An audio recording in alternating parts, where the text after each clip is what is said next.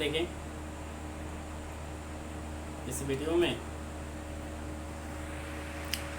हम बात करेंगे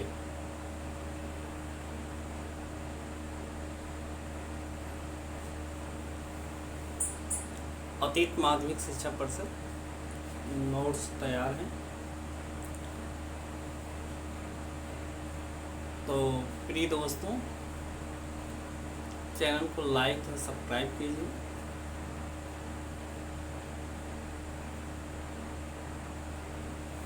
आता है प्रश्न, हम पढ़ेंगे इसमें अधिगम, सीटेट, यूपीटेट तथा बीए अन्य परीक्षाओं में पूछे जाने वाले क्वेश्चन। चैप्टर का नाम है अधिगम।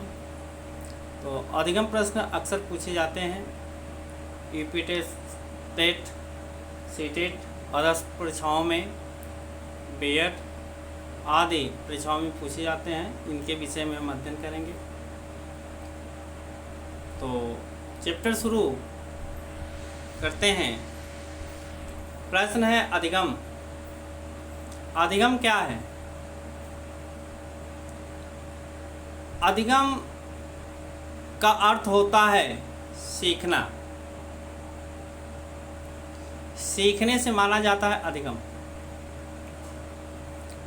इस अधिगम के अंतर्गत विभिन्न प्रकार के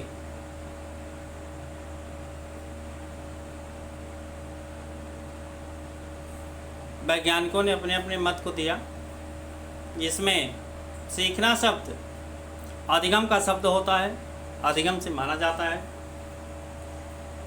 यह एक व्यापक, सतत एवं जीवन पर्यंत चलने वाली प्रक्रिया है, जो मनुष्य अपने जीवन भर कुछ न कुछ सीखता रहता है। तो इसी को ये सतत व्यापक चलने वाली प्रक्रिया मानी जाती है। कह सकते हैं एक व्यापक, सतत एवं जीवन पर्यंत चलने वाली प्रक्रिया है। उदाहरण के तौर पर देखा जाए तो जैसे बालक दीपक पकड़ने की तरफ झुकता है और हाथ को बढ़ाता है, परंतु लौ को देख करके वह पीछे कर लेता है। ऐसा उदाहरण सीखने की प्रति प्रदर्शित करता है। परिभाषा है कोको के अनुसार, सीखना आदत, ज्ञान एवं अविधि का अर्जन है, जिसमें विभिन्न वैज्ञानिकों ने अपने अपने मतानुसार प्रदर्शन दिया। क्रोको ने कहा कि क्रोको के अनुसार सीखना आदत, ज्ञान, अविधि का एक अर्जन माना जाता है, जिसको व्यक्ति अपने अंदर उसे अर्जित करता है। विभिन्न वैज्ञानिक वुडवर्थ ने इसे दिया। वुडवर्थ ने अपने शब्दों में कहा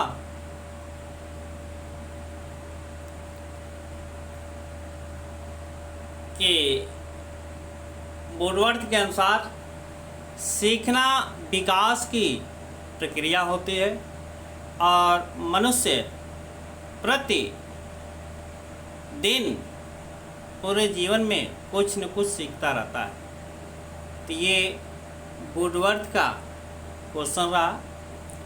दूसरा वैज्ञानिक स्किनर ने कहा कि सीखना व्यवहार को उपरोक्त सामंजस्य स्थापित किया जाता है और उस सामंजस्य स्थापित करने से मनुष्य जीवन भर उस कार्य को दोहराता और करता रहता है।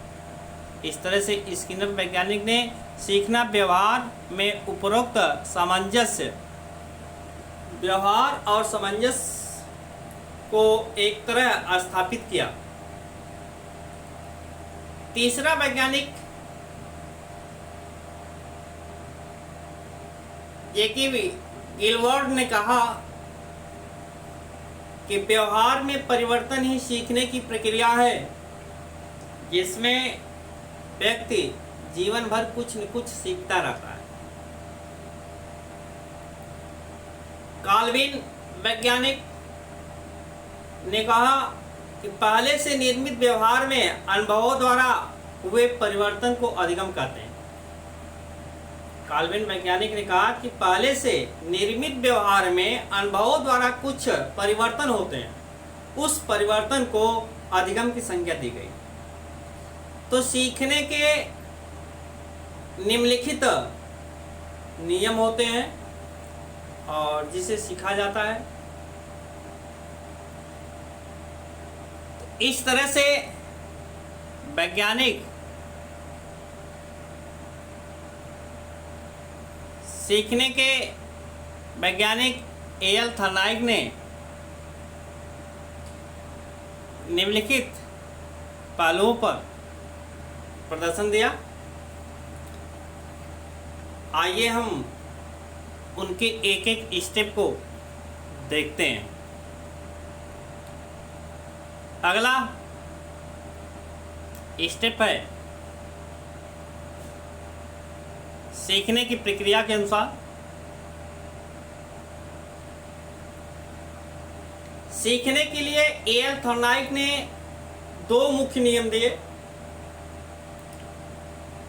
मुख्य नियम जिसे प्राइमरी ऑफ लॉ कहते हैं, दूसरा गौड़ नियम दिए जिसे हम सेकेंडरी ऑफ लॉ कहते हैं।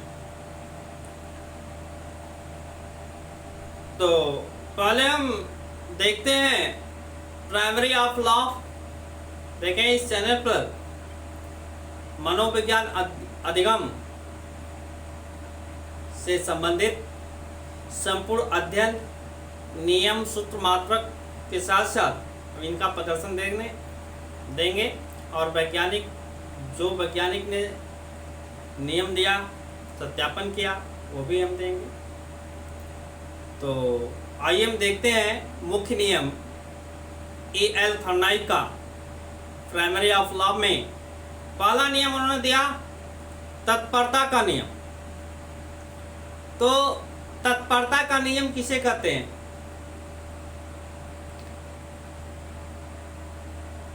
किसी भी कार्य को करने के लिए मानव में जो लगन होती है, जो श्रद्धा होती है और जो उस कार्य के इच्छुक होते हैं, तत्पर होते हैं, उसे हम तत्परता का नियम कहते हैं। प्राइमरी ऑफ लॉ का दूसरा नियम रहा अभ्यास का नियम। अभ्यास के नियम कहा गया कि कोई भी कार्य, जब किसी भी कार्य को बार बार दोहराया जाता है तो उसमें एक अनुभव प्राप्त हो जाता है और उस कार्य को आसानी से किया जा सकता है, जिसे अभ्यास का नियम हम कहते हैं। तो प्राइमरी लॉ के अंतर्गत अभ्यास का नियम एल थर्नाइक ने दिया कि मानव जात, प्रत्येक प्राणी जीवन भर कुछ न कुछ सीखते रहते हैं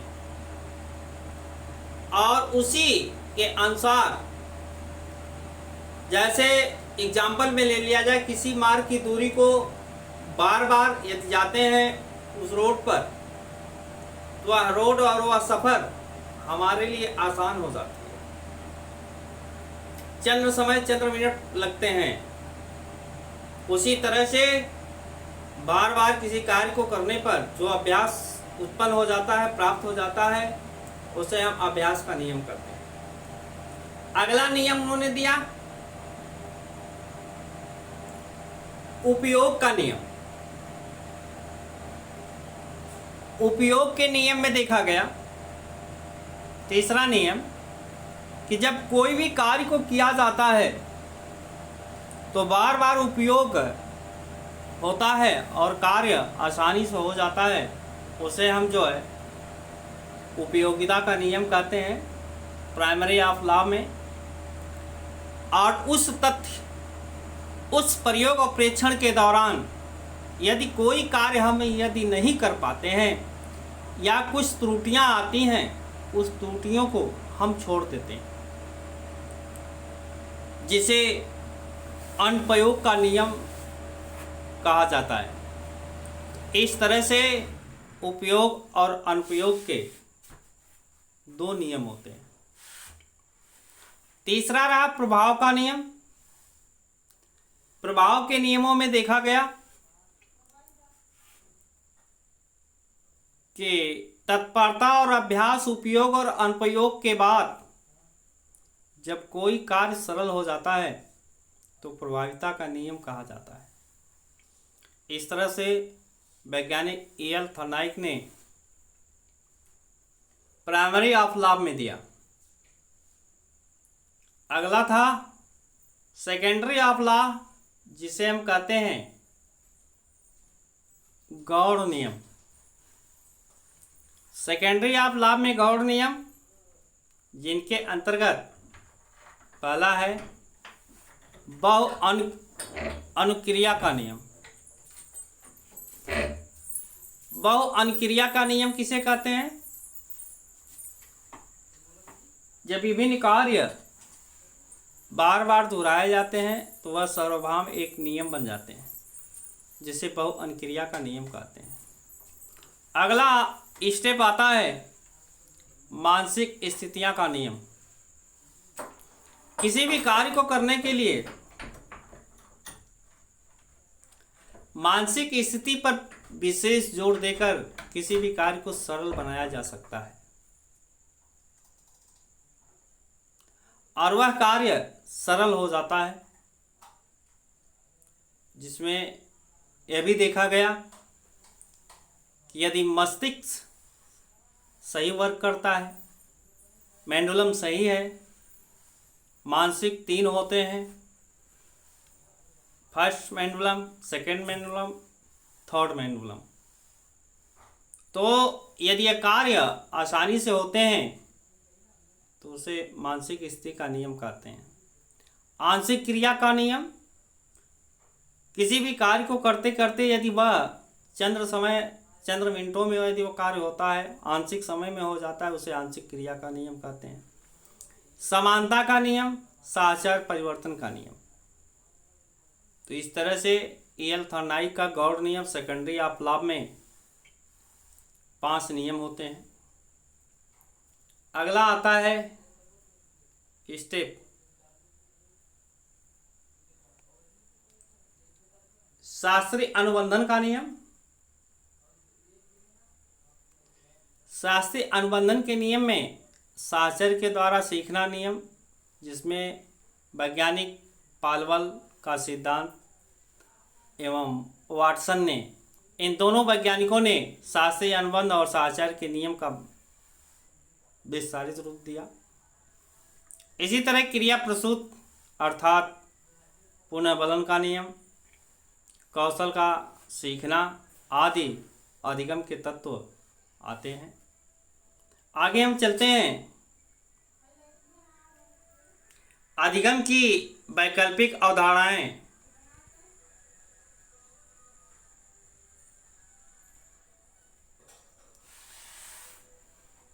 अधिगम की वैकल्पिक अवधारणाएं निम्नलिखित हैं, जिसमें दो अवधारणाएं मानी गई। पहला व्यवहारवादी साहचर्य सिद्धांत का नियम, जिसमें वैज्ञानिक थर्नाइक, वाटसन, पावलोव तथा स्किनर थे। ज्ञानात्मक व क्षेत्र संगठनात्मक सिद्धांत, जिसको कोहलर, लेविन, वर्देमीर आदि वैज्ञानिकों ने दिया। अब इन दोनों तथ्यों पर व्यवहारवादी साहचर्य सिद्धांत, ज्ञानात्मक व क्षेत्र संगठनात्मक सिद्धांत कोहलर, लेविन, मर्दे ने दिया। आइए हम कुछ इनके विषयों में भी जानते हैं। कुछ ऐसे नियम होते हैं जो व्यवहारवादी साहचर्य सिद्धांत का पालन करते हैं और उस में अभ्यास, तत्परता, अनुप्रयोग, प्रभाविता आदि नियमों का पालन करके व्यवहार सदाचार सिद्धांत का अवहेलना की जाती है, अवलोकन किया जाता है। उसी तरह से ज्ञानात्मक क्षेत्र में क्षेत्र का संगठन आदि संगठन में देखा गया। जैसे एग्जाम्पल में लिया जाए, किसी कक्ष का संगठन है, उस संगठन में छात्र और अध्यापक, विद्यालय का भवन, प्लाईवुड आदि विभिन्न प्रकार के पहलू उस संगठन में कार्य करते हैं तथा उस कार्य को सरल बनाया जाता है। अधिगम में योगदान देने वाले कारक, अधिगम से संबंधित कारक, तो इसमें 4 प्रमुख कारक हैं। अधिगम में योगदान देने वाले में पहला अधिगम से संबंधित कारक, दूसरा अध्यापक से संबंधित कारक, तीसरा विषय वस्तु से संबंधित कारक, चौथा प्रक्रिया से संबंधित कारक। इन कारकों में अधिगम से संबंधित कारक में विभिन्न कारक हैं, जैसे विकलांगता, कान का बहरापन, दृष्टि दोष, किसी लंबी बीमारी से ग्रसित होना।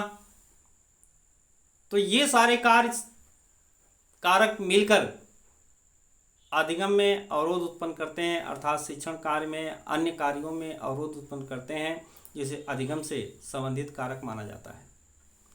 अध्यापक से संबंधित कारक, अध्यापक से भी देखा गया है कुछ कारक आते हैं, जैसे अध्यापक का पाठ्यक्रम के प्रति रुचि, अध्यापक का छात्रों के प्रति रुचि, अध्यापक का कक्षा में प्रदर्शन, अध्यापक का कक्षा में व्याख्यान, विवेचना तथा आदि अनुशासन, अनुशासनहीनता आदि कारक जो है अधिगम को प्रभावित करते हैं। तो अध्यापक से संबंधित कारक में मुख्य इस तरह से प्रश्न आते हैं। विषय वस्तु से संबंधित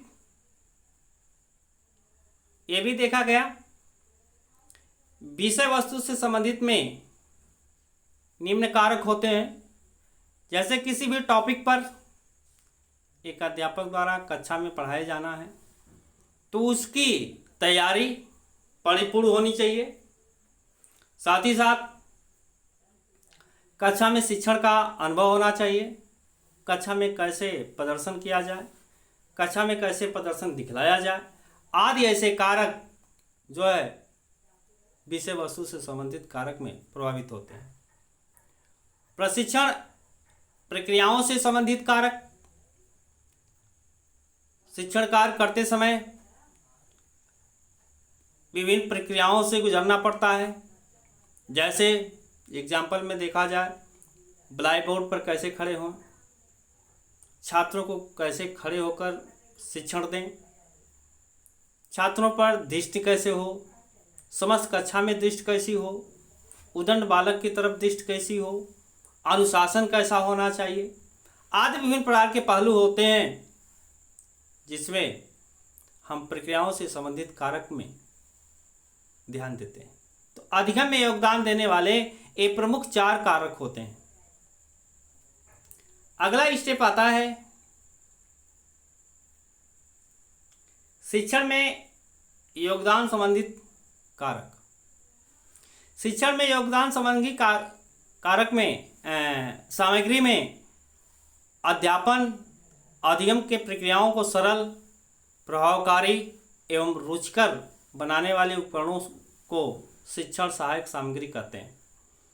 एक कक्षा में शिक्षण के दौरान, अध्यापन के दौरान अधिगम में प्रक्रियाओं को सरल, प्रभावकारी और रुचिकर बनाने वाले उपकरणों को शिक्षण सहायक सामग्री कहते हैं। ये सहायक सामग्री 3 भागों में बांटा गया। दृश्य सामग्री, जिसमें चित्र, पुस्तक, नमूने आदि आते हैं। इस नमूने से परिपूर्ण होनी चाहिए। दूसरा है श्रव्य सामग्री, जिसे कानों के माध्यम से कहा जाता है। Radio, phone, tape record, microphone आदि ऐसे होते हैं जो श्रव्य सामग्री के अंतर्गत माने जाते हैं। अगला स्टेप थर्ड है श्रव्य दृश्य समस्त आते हैं। इनके गत आने वाले सिनेमा, टेलीविजन, नाटक इत्यादि, कंप्यूटर आदि ऐसे आते हैं जो शिक्षा में योगदान देते हैं। इसके अलावा विभिन्न प्रकार के हैं।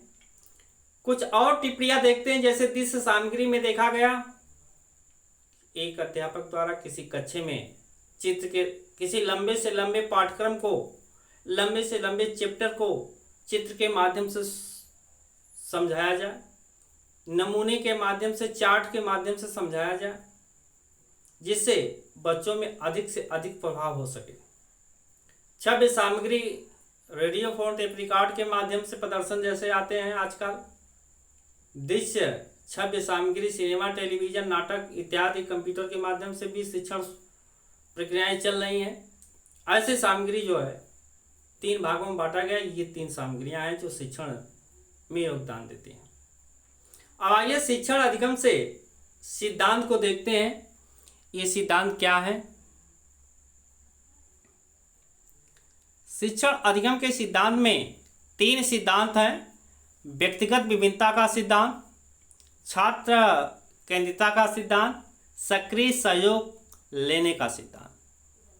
व्यक्तिगत विभिन्नता का सिद्धांत में देखा गया विभिन्न प्रकार की विभिन्नताएं पाई जाती हैं, जिसमें एक छात्र व्यक्तिगत रूप से खाना पूर्ति के स्तर से कार्य करता है।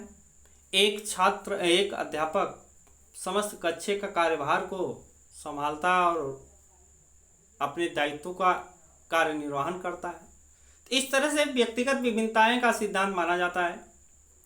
छात्र केंद्रितता का सिद्धांत, समस्त छात्रों को अध्यापक एक दूसरे से तालमेल होकर के समस्त बच्चों पर केंद्रित होना चाहिए।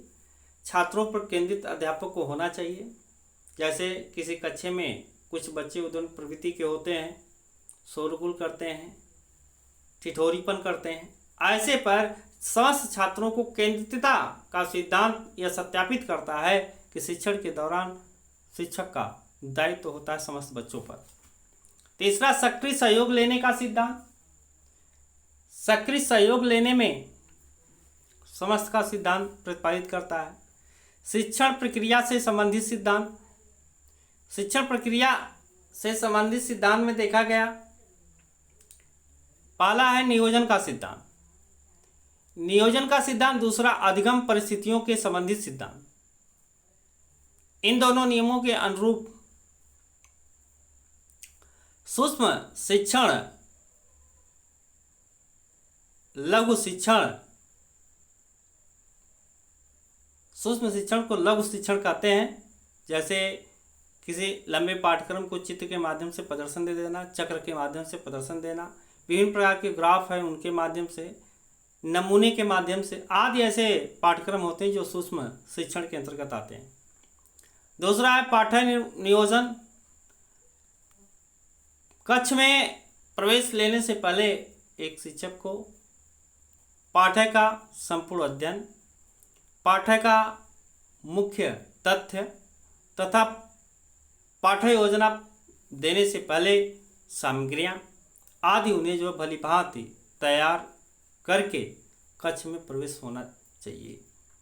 दूसरा, शिक्षण के दौरान विभिन्न देशन अनुदेशन का पालन होना चाहिए। पृष्ठ पोषण, पुनः पाठ्य योजना,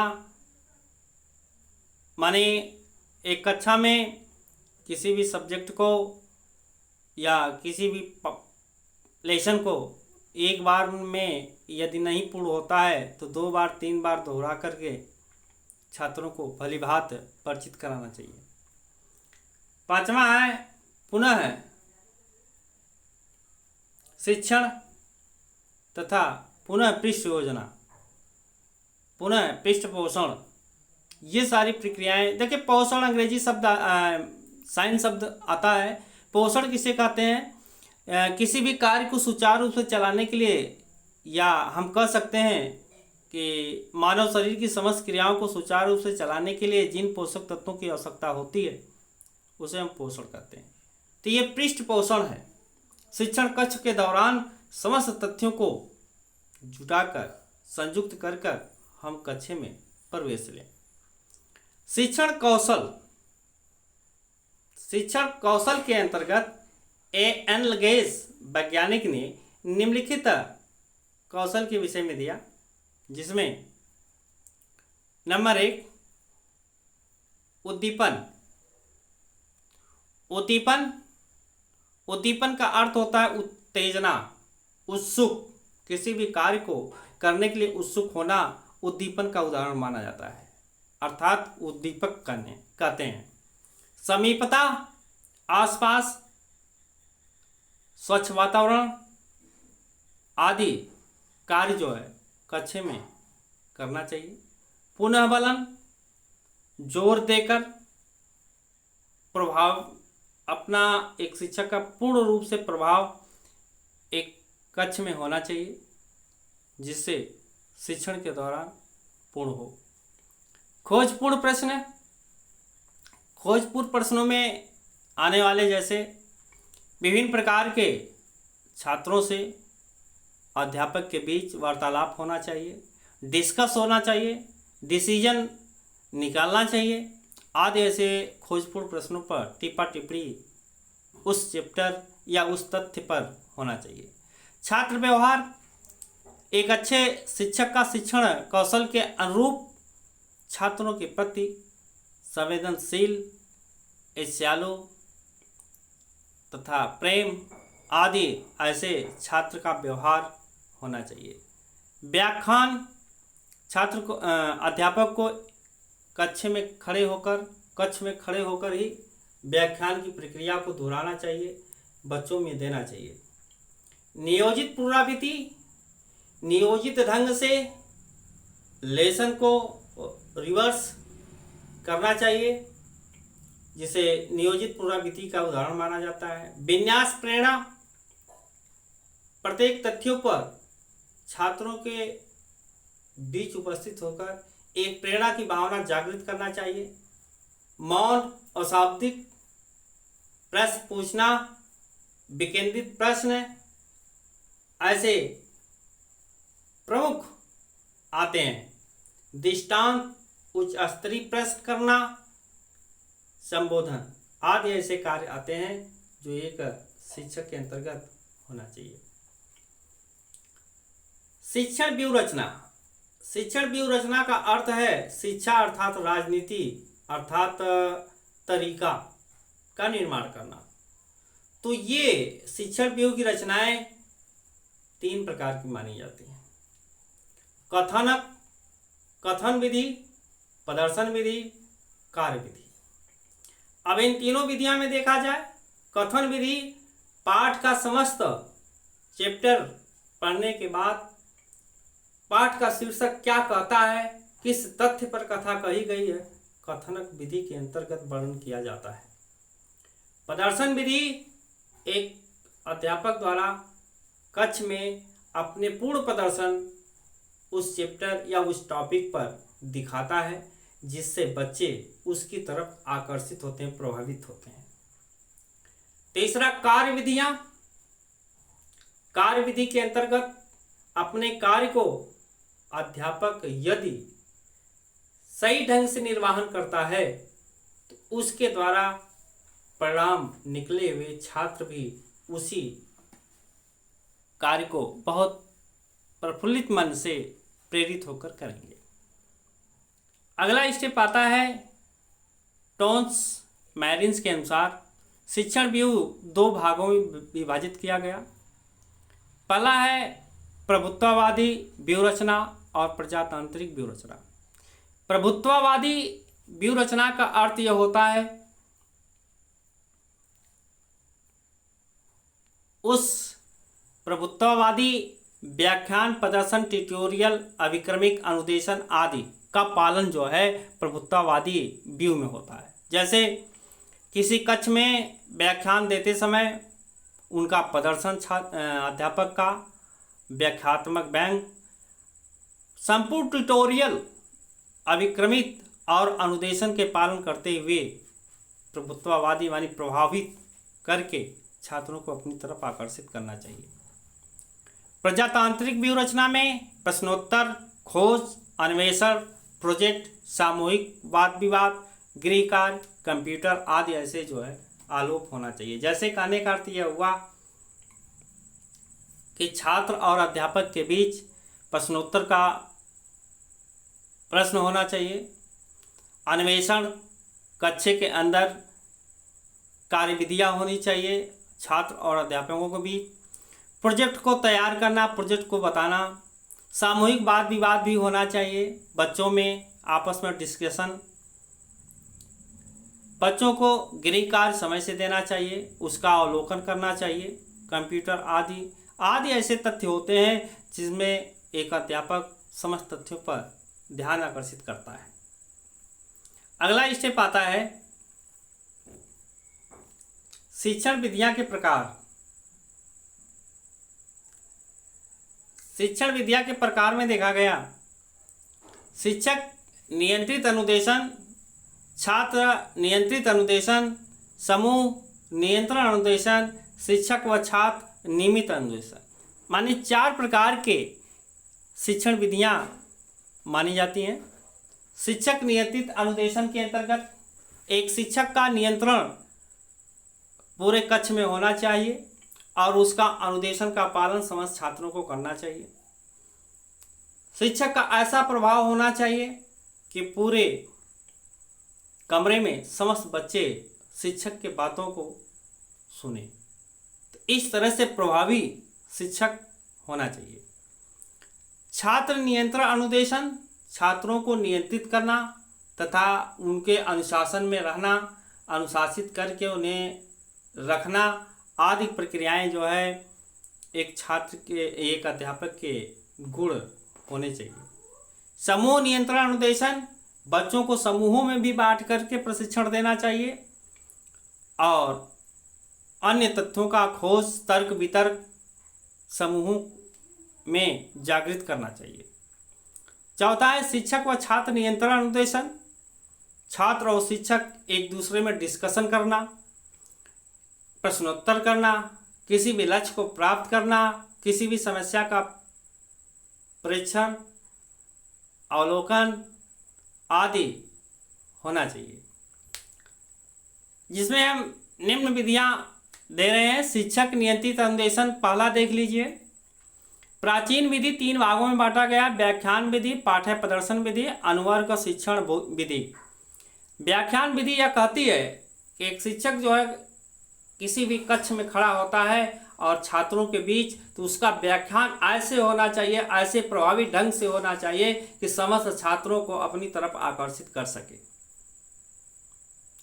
पाठ का ऐसा प्रदर्शन देना चाहिए, सरल से सरल चित्र, नमूने, ट्यूटोरियल ऐसा बनाना चाहिए जिसमें बच्चों को, समस्त बच्चों के कानों तक, दिमाग तक आसानी से पहुंच सके, आसानी और सरल तरीके से उनका ग्रहण कर सके। तो इस तरह से पाठ्य प्रदर्शन विधि होनी चाहिए। अनुवर्ग शिक्षण विधि के अंतर्गत यदि किसी भी बच्चे को यह आकर्षण प्रदर्शन यदि नहीं हो पाता है तो वैसे स्थिति में हम उस बच्चे को पर्सनल लॉ के अंतर्गत रख करके प्रशिक्षण दे सकते हैं या किसी छात्र के साथ संपर्क करके उन्हें निर्देशित करेंगे कि इन्हें जो है इस पाठ्यक्रम को सरल ढंग से, इस तथ्य को सरल ढंग से बताने की चेष्टा कीजिए। अगला स्टेप आता है छात्र नियंत्रण अनुदेशन, जिनके अंतर्गत छात्र कैलर योजना, अभिक्रमित अनुदेशन, कंप्यूटर सहायक, स्वामित्व, गृह कार्य, खेल विधि, कहानी विधि आदि ऐसे पाठ्यक्रम जो होते हैं जो छात्र नियंत्रित अनुदेशन का पालन कराते हैं। इन समस्त पाठ्यक्रमों के अंतर्गत बच्चे को जागृत करना चाहिए। तीसरा है सामूहिक नियंत्रित अनुदेशन, जिसमें कई समूहों में बांट करके शिक्षा दी जा सकती है। जैसे किसी भी तथ्य पर, किसी भी मैथमेटिक्स में देखा जाता है, अक्सर विज्ञान साइंस में भी देखा जाता है, अदर सब्जेक्ट में भी बच्चों को कई ग्रुपों, कई भागों में बांट कर उन्हें प्रश्न दिया जाता है, हल करने के मौका दिया जाता है, ताकि कई समूहों में बटे हुए बच्चे आपस में डिस्कशन करके, अनुकरण करके उनका आंसर दे सकें। तो इस तरह से जिसमें शिक्षक छात्र की निगरानी भी करता है, अनुकरण विधि, शैक्षिक विधियां, योजना विधि, ऐतिहासिक खोज आदि प्रश्नों पर टिप्पा टिप्पणी बच्चे आपस में डिस्कशन करते हैं। तो ये रहा सामूहिक नियंत्रित अनुदेशन। अगला स्टेप होता है शिक्षक व छात्र नियंत्रित अनुदेशन, जिसमें शिक्षक छात्र दोनों की भूमिका होती है, जिसमें प्रश्नोत्तर विधि, अन्वेषण विधि, समूहवाद विवाद, संवेदनशील प्रशिक्षण विधि इत्यादि एग्जाम्पल हैं, उदाहरण हैं, जिसमें शिक्षक छात्र नियंत्रित अनुदेशन का पालन करते हुए प्रश्नोत्तर विधि से अन्वेषण विधि, समूहवाद विवाद, संवेदनशील शिक्षण विधि इत्यादि उदाहरण के माध्यम से बच्चे तर्क वितर्क करते हैं और उस कार्य को सरल बनाते हैं। अधिगम संबंधी समस्याएं कुछ होती हैं।